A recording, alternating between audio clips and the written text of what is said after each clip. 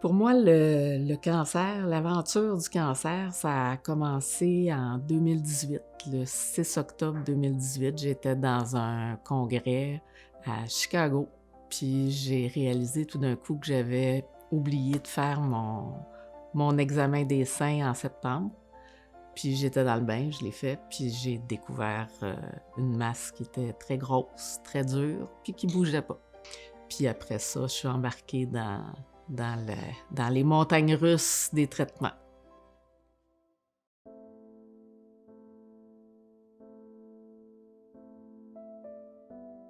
Quand j'ai trouvé la masse, c'était très paniquant parce que je fais l'auto-examen depuis l'âge de 16 ans, donc je connais bien mon corps et je savais qu'il y avait quelque chose qui n'était pas normal.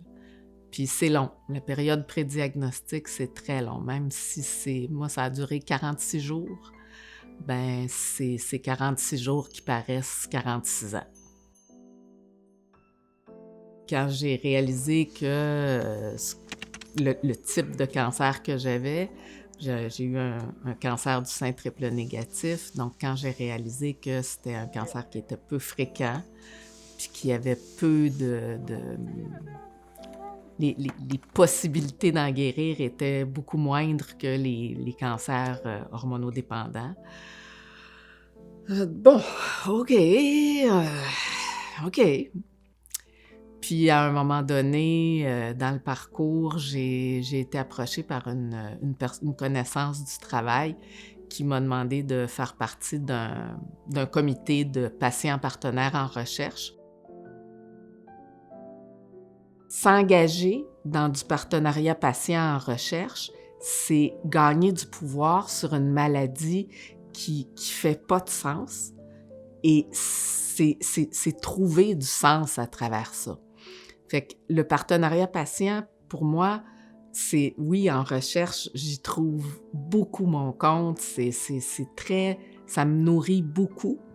Mais pour moi, c'est aussi dans la relation avec le médecin, c'est la façon dont on s'engage dans nos soins de santé. C'est important de le faire. On ne peut pas arriver avec notre santé chez le médecin, puis comme au garage, donner ses clés, puis dire « Occupe-toi-en, moi je m'en vais ». Faut signer présent quand on embarque dans nos soins. Il faut qu'on s'occupe de nos affaires. C'est notre santé, c'est ce qu'on a de plus précieux. Aujourd'hui, là, en recherche clinique, il y a des patients pour qui ça peut être une avenue de traitement qui va faire la différence entre survivre ou vivre.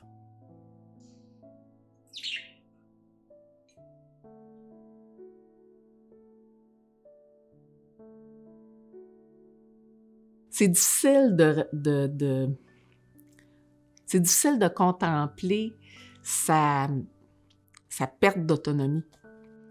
Il y a des bouts où je me sentais pas capable de me lever, j'avais de la difficulté à me lever. Fait que c'est des choses qui sont difficiles à encaisser.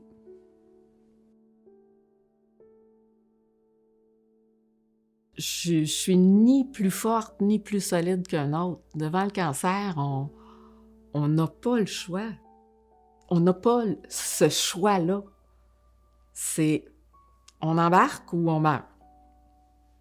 Fait qu'il n'y a pas de courage, il n'y a pas de force là-dedans.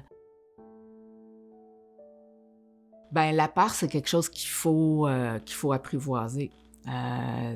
Elle s'installe le jour où on découvre une masse, puis elle s'en va plus.